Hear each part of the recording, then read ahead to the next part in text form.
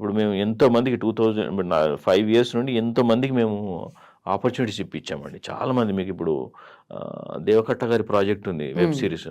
నేనే casting director. అందులో చాలామంది కొత్తలు, చాలామంది అంటే చాలామంది. ఇప్పుడు ఆ వెబ్ సిరీస్ బయటపడితే తెలుస్తుంది. అదే. సో ఎప్పుడు ఈ నాన్ సెన్స్ ఎప్పుడు ఎవరు ఫేస్ చేయలేదు. Luckily we have very good name and of course మా అప్రోచ్ కూడా ఉంది కాబట్టి సో గుడ్.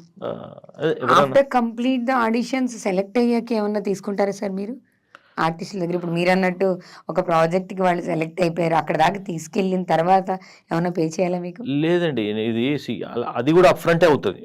ఓకే. ఏమవుతుందంటే 2 రకాలు. ఇంతకుముందు ఏం చేసేవాళ్ళం అంటే రెమ్యునరేషన్ వచ్చిన తర్వాత రెమ్యునరేషన్లో ఫీ తీసుకోవడం అనేది జెన్యూనిటీ. యాక్చువల్గా వాళ్ళకి వచ్చింది కాబట్టి ఆ రెమ్యునరేషన్లు మా సర్వీసెస్కి పే చేయడం అనేది యాక్చువల్గా అది కూడా ఆపేసాం ఇప్పుడు. ఎందుకంటే అది అంతకుముందు స్టార్టింగ్లో ఏంటంటే కోఆర్డినేటర్ లాగా స్టార్ట్ చేస్తాం. అప్పుడు ఏంటంటే నిజంగా చెప్పాలంటే నాకు ఏం తెలియదు, క్యాస్టింగ్ ఏజెన్సీ ఎలా ఫంక్షన్ అవుతుందో కూడా తెలియదు. ఇందులోనే దూరి ఇందులోనే అన్ని నేర్చుకొని ప్రొఫెషనల్గా ఇప్పుడు ఏంటంటే నేను స్క్రిప్ట్ వెళ్తాను, స్క్రిప్ట్ మొత్తం చదువుతాను, స్క్రిప్ట్ గోత్రూ అయ్యి. దిస్ ఇస్ యాక్చువల్ ఒక క్యాస్టింగ్ డైరెక్టర్ జాబే ఇది బేసిక్గా. అసలు హైదరాబాద్లో ఎవరు లేరు, ఒకరిద్దరు తప్పితే ఎవరు లేరు నిజంగా చెప్పాలంటే.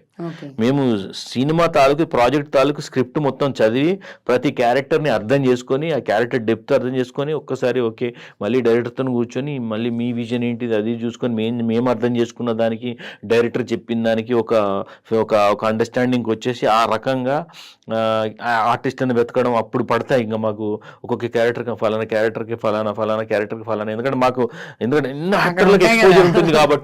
మీరు చెప్తే నంబర్ నా దగ్గర 9200 కాంటాక్ట్స్ ఉన్నాయి నా మొబైల్. ఇప్పుడు హ్యాంగ్ అవుతా ఉంటుంది నా మొబైల్. 9500 కాంటాక్ట్స్ ఉన్నాయి నా దగ్గర. అందులో సగం తీసేద్దాం, 4500 థియేటర్ ఆర్టిస్టులు విషయంలో నేను ప్రౌడ్గా చెప్పగలను. థియేటర్ ఆర్టిస్ట్ విషయంలో మాత్రం నా దగ్గర ఉన్నంత డేటాబేస్ ఇప్పుడు హైదరాబాద్లో ఎవరి దగ్గర లేదు. I proudly say that. So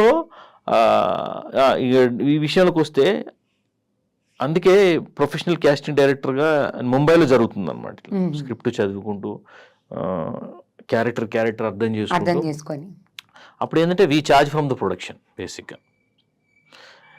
ఇది లేనప్పుడు అది వస్తుంది అంటే ఆర్టిస్టుల దగ్గర నుండి ఫీజు తీసుకోవడం అనేది జరుగుతుంది. ఎవ్రీబడి అది కూడా ఏంటి రెమ్యునరేషన్ వచ్చిన తర్వాత ముచ్చటది. ఓకే, అది జెన్యూన్ అండి. రెమ్యునరేషన్ వచ్చిందంటే వాళ్ళకి ఒక కాన్ఫిడెన్స్ వచ్చినట్టే కదా.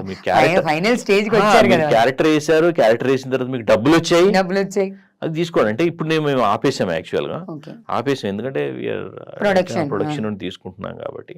బట్ ఎవరైనా కూడా ఆ రకంగా వర్క్ చేస్తే బెస్ట్.